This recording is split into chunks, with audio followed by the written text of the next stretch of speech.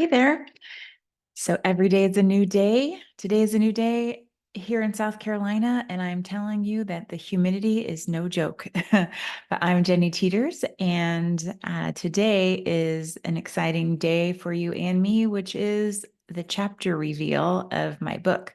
So in the last couple videos or podcast episodes, I've talked about, really how I got to the point of even writing the first chapter and then reading it aloud as part of my project for the Clarity Catalyst class that I was taking, which I subsequently got certified to teach because mindfulness and creativity are life changing. So I'm going to share with you this chapter, which is a page out of my life many, many years before I got sober.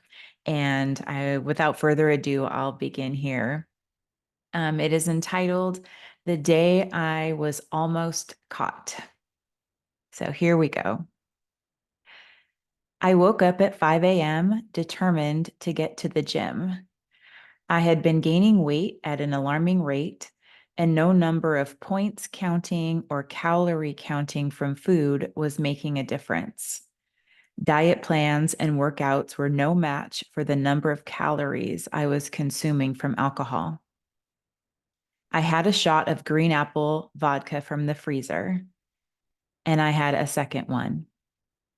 I drove to the gym, completed my workout, and drove home. I showered and got ready for the day. I had another shot. I was going to be carpooling with coworkers to Silicon Valley, a few hours away, so the fear was beginning to creep in of when my next drink would come and how many hours away the evening drinks would be. I had another shot and another one.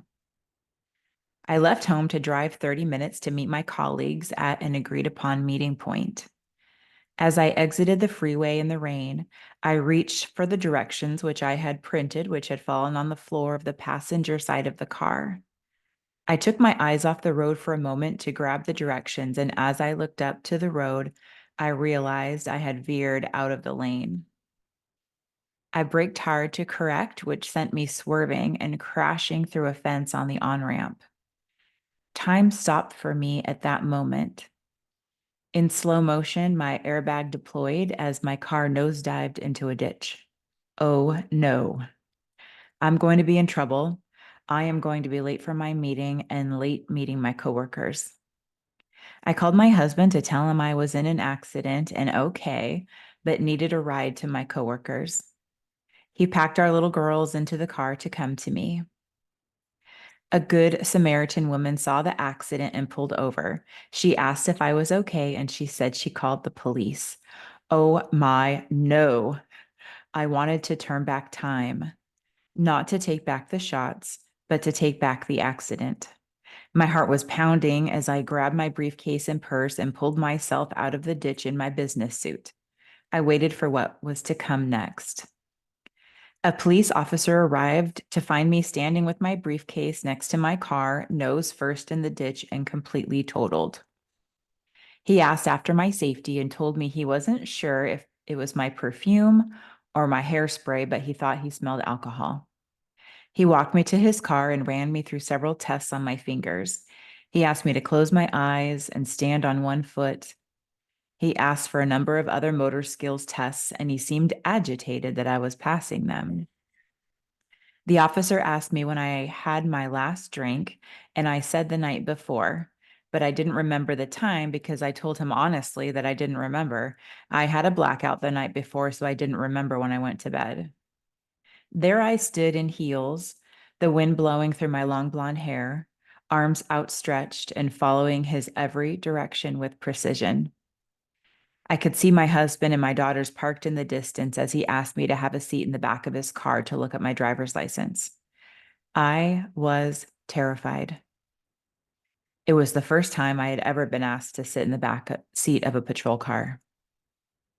The officer was frustrated that he did not have a breathalyzer with him. I had passed the roadside assessment and he had to let me go. I was driven to Steve and the girls, and Steve drove me to my coworkers who were waiting for me and very worried. I communicated I was just fine, and we sped to the ever important meeting, which was a success. By the time I got home, the only thing I wanted was a drink. 10 drinks, 20 drinks, enough drinks to make the memories of the day fade away. The next morning, I woke up and had a shot of vodka the first thing in the morning to start my cycle of another insane alcoholic day. All right, that's what the first chapter is all about. So that is just a day in the life of alcoholic Jenny Teeters before recovery. One of many days, but one that could have ended my life and didn't. So you'd think that totaling my car, getting almost caught, um, having people find out, that that would have been the bottom, and that was not the bottom. But my book will talk about how I got to reach the bottom and the gift of desperation. So thank you for listening to this episode. In the next one, I'll talk about how I was able to complete all the rest of the chapters in the book as you journey with me onto this publication process. And if you're wanting to follow maybe a little more closely, get a sneak peek at some of the covers that I've been able to take a look at, I encourage you to go to jennyteeters.com. Coming soon, you'll see in the menu there, or jennyteeters.com/coming dash soon. But you can sign up for my email list and follow along with me. And I just want to say that God is lovingly watching over you. God is lovingly watching over me. Whatever your struggles were yesterday, today is a brand new day. Tomorrow will be a brand new day. So just live one moment at a time, 1 second at a time. Take deep breaths and just have trust that you are such a gift to this world, as am I. And we're in this together. Have a wonderful, wonderful day. Take good care.